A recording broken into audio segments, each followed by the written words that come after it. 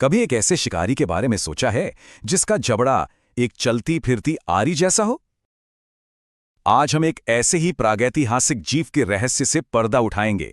एक ऐसी पहेली जिसे सुलझाने में वैज्ञानिकों को 100 साल से भी ज्यादा लग गए। चलिए, इसी एक सवाल से शुरुआत करते हैं। जरा कल्पना कीजिए, एक ऐसे जीव की जिसका सबसे बड़ा हथियार ही उसका जबड़ा हो, वो भी एक गोल घूमती हुई आरी की तरह।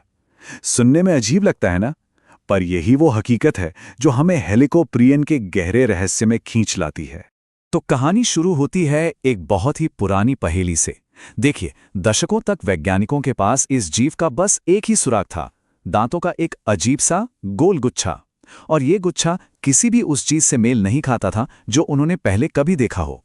इस जीव को नाम दिया गया हेलिकोप्रियन, जिसका मतलब होता है घूमता हुआ आरी।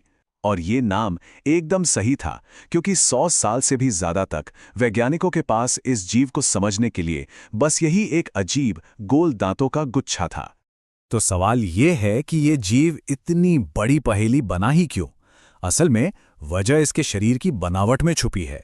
आज की शार्क की तरह ही हेलिकोप्रियन का कंकाल हड्डियों का नहीं, बल्कि नरम कार्टिलेज का बना था। अब कार्टिलेज तो वक्त के साथ गल जाता है, इसलिए उसके जीवाश्म मिलना लगभग नामुमकिन है। बचा तो सिर्फ क्या, इसके दांत, जो मजबूत इनेमल से बने थे। बस वही लाखों साल तक बचे रह पाए।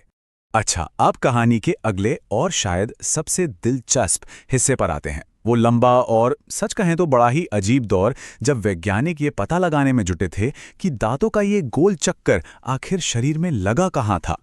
यही वो एक सवाल था जिसने उस दौर के बड़े बड़े जीवाश्म विज्ञानियों को दशकों तक परेशान किया।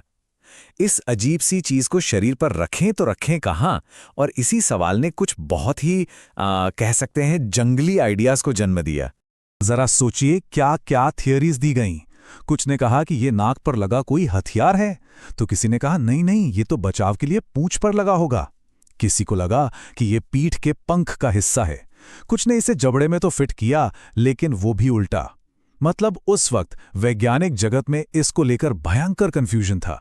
कलाकार रे ट्रोल ने तो इन सभी सिद्धांतों को अपनी आर्ट में कमाल का रूप दिया है। उनका काम दिखाता है कि शुरुआती कोशिशें कितनी क्रिएटिव और हाँ, अक्सर पूरी तरह से गलत थीं। ये उस दौर के वैज्ञानिकों की उस जबरदस्त कोशिश को दिखाता है जो वो इस समुद्री पहेली को सुलझाने के लिए कर रहे थे। खैर, सालों के इन अनुमानों और गलतियों के बाद आखिर वो पल आ ही गया। एक खास जीवाश्म और मॉडर्न टेक्नोलॉजी ने मिलकर इस पहेली को हमेशा हमेशा के लिए सुलझा दिया। वैसे इस पहेली को सुलझाने का सफर काफी लंबा था। कहानी 19वीं सदी में शुरू हुई, लेकिन असली कामयाबी 1966 में मिली, जब अमेरिका के इडाहो में एक बहुत जरूरी जीवाश्म मिला। पर दशकों बाद जब मॉडर्न सीटी स्कैनर आए, तभी जाकर इस रहस्य से पूरी तरह पर्दा उठ सका। और जो नतीजा सामने आया उसने सबको हैरान कर दिया। पहला और सबसे बड़ा खुलासा, दांतों का वो गोल चक्कर निचले जबड़े का कोई हिस्सा नहीं था, बल्कि वो ही पूरा का पूरा निचला जबड़ा था। दूसरा खुलासा ये था कि दांतों के इस विशाल चक्र को कार्टिलेज की एक मोटी परत ने सहारा दिया हुआ था। ये परत जबड़े के अंदर की पूरी खाली जगह को भर देती थी, जिससे ये एक मजबूत और बहुत ही असरदार हथियार बन जाता था। और शायद सबसे चौंकाने वाली बात ये थी, सीटी स्कैन से पता चला कि हेलिकोप्रियन के ऊपरी जबड़े में एक भी दांत नहीं था। जी हां, वो बिल्कुल सपाट था। ये आज की शार्क से एकदम अलग था, जिनका मुंह तो दांतों से भरा होता है। इन खुलासों के बाद तो विज्ञान की किताबों को फिर से लिखने की नौबत आ गई। हेलिकोप्रियन असल में वैसी शार्क थी ही नहीं जैसा हम सदियों से सोच रहे थे। उसकी असली पहचान कुछ और ही निकली। देखिए, खोपड़ी की बनावट से एक और बड़ा राज खुला। हेलिकोप्रियन होलोसेफली नाम के उपवर्ग का था, जबकि आज की शार्क इलास्मोब्रैंकियाई उपवर्ग में आती हैं। मतलब वो एक ही बड़े परिवार के तो थे, लेकिन बहुत ही दूर के रिश्तेदार। तो ये होलोसेफली आखिर है क्या? ये कार्टिलेज वाली मछलियों का एक समूह है, और आज के जमाने में इनके एकमात्र जिंदा वंशज हैं रैटफिश और घोस्ट शार्क जैसे जीव। यकीन करना मुश्किल है, पर सच यही है कि हेलिकोप्रियन का ग्रेट व्हाइट शार्क से ज्यादा करीबी रिश्ता आज की रैटफिश से था। पर सबसे मजे की बात यह है कि शार्क का करीबी रिश्तेदार न होने के बावजूद ये दिखता बिल्कुल एक शार्क जैसा ही था। उसके पंख, उसकी पूंछ, सब कुछ। इसे कन्वर्जेंट इवोल्यूशन कहते हैं। मतलब जब अलग अलग प्रजातियां एक जैसे माहौल में रहती हैं और एक जैसा शिकार करती हैं तो वो एक जैसी ही दिखने लगती हैं। तो अब जब हम ये जान गए हैं कि ये क्या था और इसका जबड़ा कैसे काम करता था, तो चलिए इस जिंदा जानवर की एक पूरी तस्वीर बनाते हैं, इसके विशाल आकार और इसके शिकार करने के जानलेवा तरीके के साथ। और अगर इसके आकार की बात करें तो अंदाजा लगाया गया है कि सबसे बड़े हेलिकॉप्टरियन 30 फीट से भी ज्यादा लंबे होते थे। मतलब ये समुद्र का एक बहुत ही बड़ा शिकारी था।